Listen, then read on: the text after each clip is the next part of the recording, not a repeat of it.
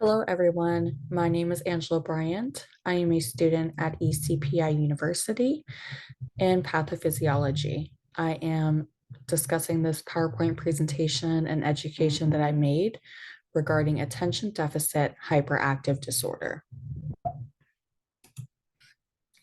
So, what exactly is attention deficit hyperactive disorder? Well, this is a developmental disorder that results in impulsiveness, hyperactivity, and inattentiveness, and usually begins before the age of 12. Now, this can be caught as early as infancy. The parents may note that the child is repeating behaviors, unable to sit still, oftentimes loses their gaze, looks at other things, and is shared with a pediatrician. Usually in early toddlerhood is when parents start to notice that the child is not participating in normal activities that other children are able to follow through. So, what are the signs and symptoms? So, this is usually diagnosed using the Diagnostics and Statistical Manual of Mental Health Disorders, 5th edition. This is used by the primary care provider, the pediatrician, when the parents are discussing concerns for their child and their abnormal behavior. So, what exactly is inattentiveness? This is difficulty remaining focused, whereas other children may be able to follow through on tasks. The child will do it briefly for a short period of time and then get distracted and move on to something else. The child does not listen. And to specify this, it doesn't mean that the child doesn't listen and follow commands. This means that the child may be distracted and not answer to their name, respond right away because they're hyper focused on another task at hand.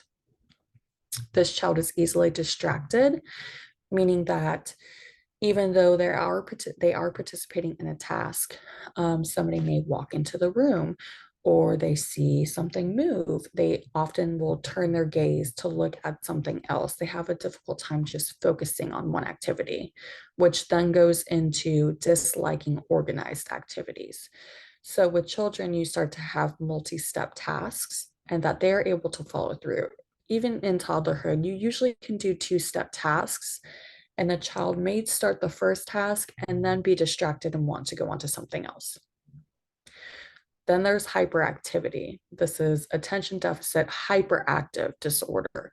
These children are fidgeting, they're tapping, they're jumping, they're doing inappropriate running and climbing, whereas other children are remaining in their seats and focusing on what's at hand. Interrupting, the child may not understand at the time, depending on the age, but they have almost a loss of patience. They just want to go, go, go. So they may interrupt and not be meaning to. Fidgeting goes along with sitting still. This child does not want to remain in their seats. They are getting up in the middle of the class, moving around, and this may even be 3-year-olds where they're sitting and eating with their peers. They may get up out their seat and start wandering around and going to look for something else to play with. Now, this is important. This does have to happen in 2 different settings. So it would have to happen at home and also at school in order for it to be diagnosed. So what is the etiology? Definitive causes of ADHD are still unknown. There are some causes that they do think are relevant to having a child with ADHD. One would be lead and heavy metal exposure, premature birth. In children that have premature birth, they are about 4 times more likely to have ADHD and it be present in low birth weight infants. There's pesticides exposures, there's brain-derived neurotrophic factor, and that's important to neurogenesis, and this is decreased in ADHD. And then with several imaging, because some of these children get referred to neurology to try to find a diagnosis, and they may perform imaging, and there is some notation that there is a decreased white matter.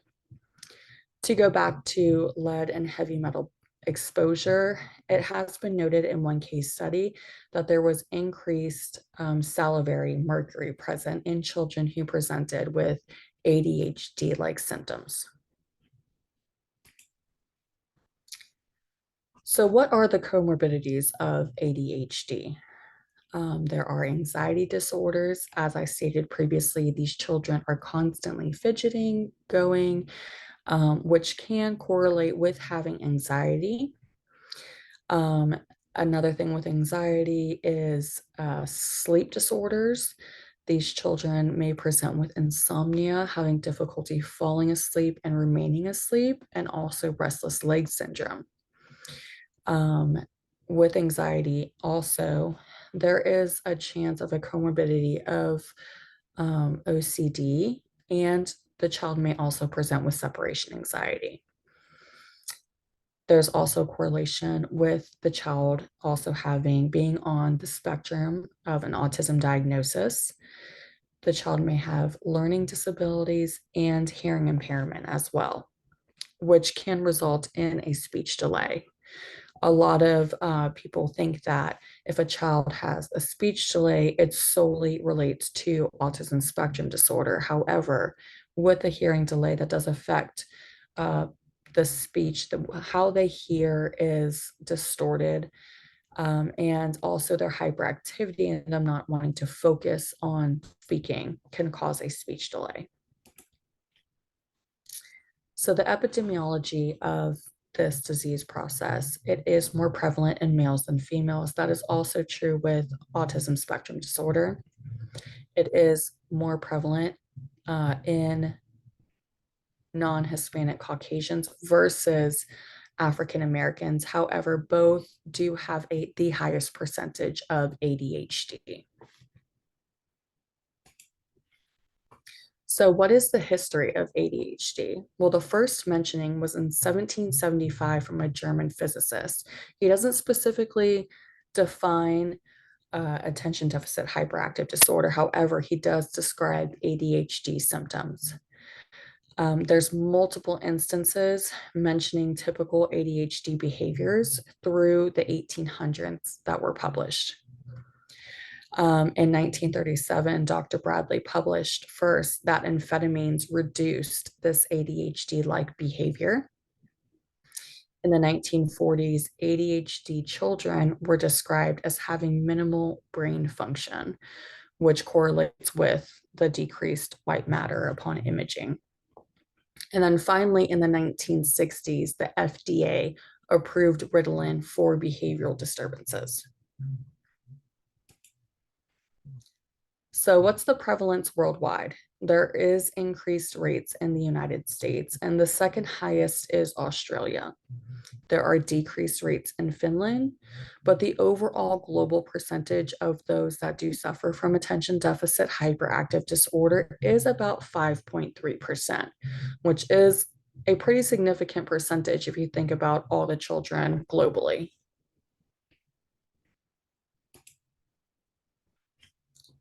So now we're going to discuss prevention and therapeutic measures. Now, remember previously I spoke about how there was no set known cause for what can predispose a child to ADHD. However, there has been a correlation with maternal care during pregnancy, correlating with smoking during pregnancy.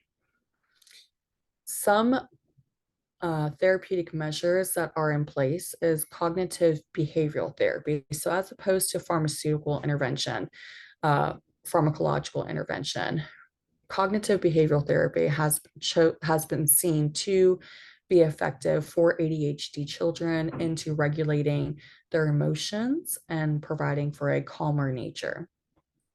And then ultimately, parental emotional support. The parents can help with the child learning coping measures. Even if the child goes through therapy, it may not be sufficient if there isn't follow through at home. So having the parents being involved is very important in therapeutic measures for the patient.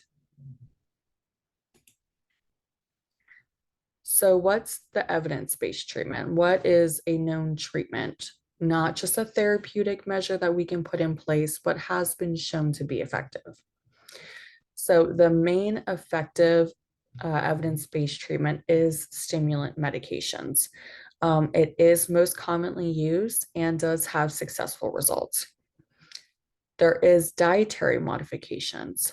There is shown that increasing the omega-3s, DHA, you can remove food dyes. Food dyes is very important. Red food dye has been known to cause neurological disturbances in children.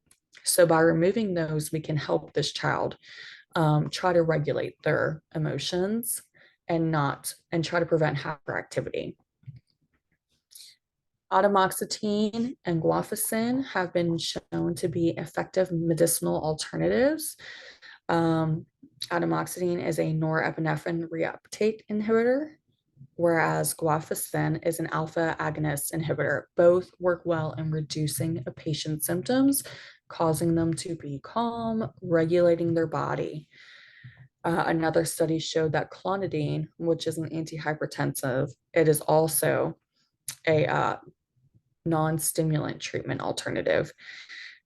And just like guanfacine, it is a alpha agonist inhibitor.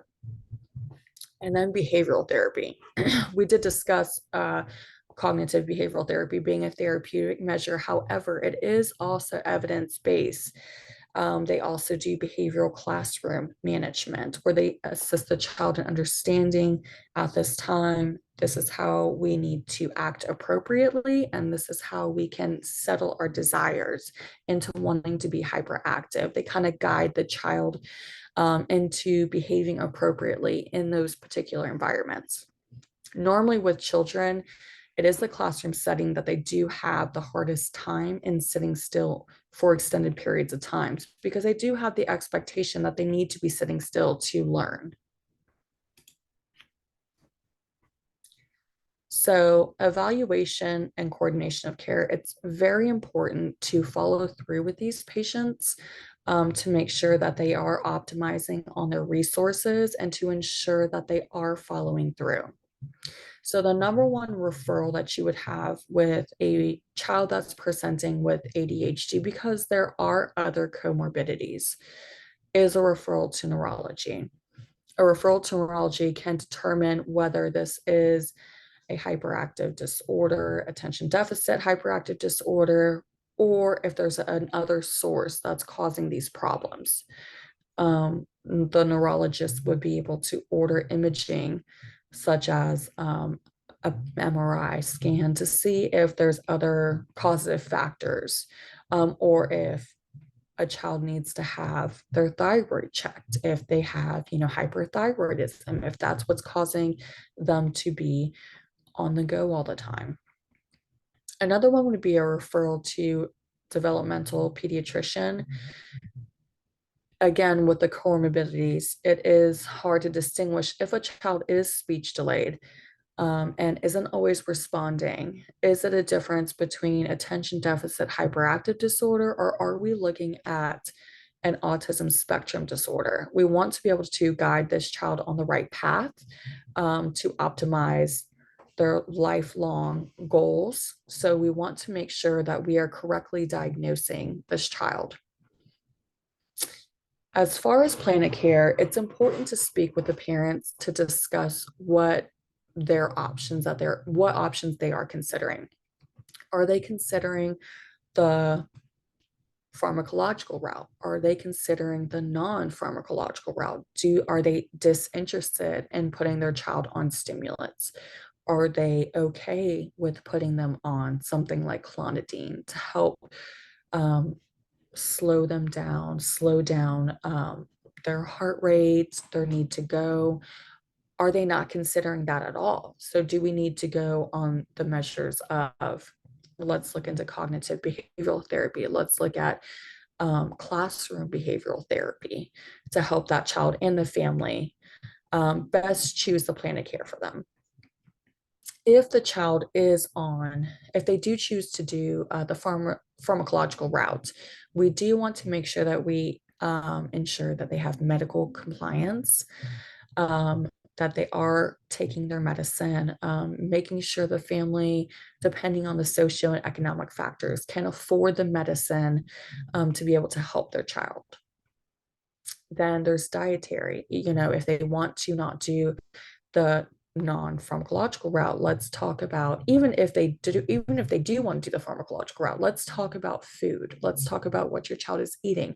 Are they eating high preservatives, high processed food? Let's talk about adjusting the child's intake to see if maybe reducing these dyes, maybe reducing some of these preservatives alone can change the child's hyperactivity. And then if you are a primary care provider and pediatrician, you do want to follow up with, if the patient's having therapy, following up with the therapist to see the patient's progress or lack of progress to maybe change the direction of the focus that they're having. And then ultimately school. A lot of times schools want to be involved with therapy and pediatrician to see if the child is suiting well to medicine or if things need to change. So being heavily involved in family, school, and therapy is important for the success rate for this child. And then I have my references. Thank you very much for taking the time out of your day to watch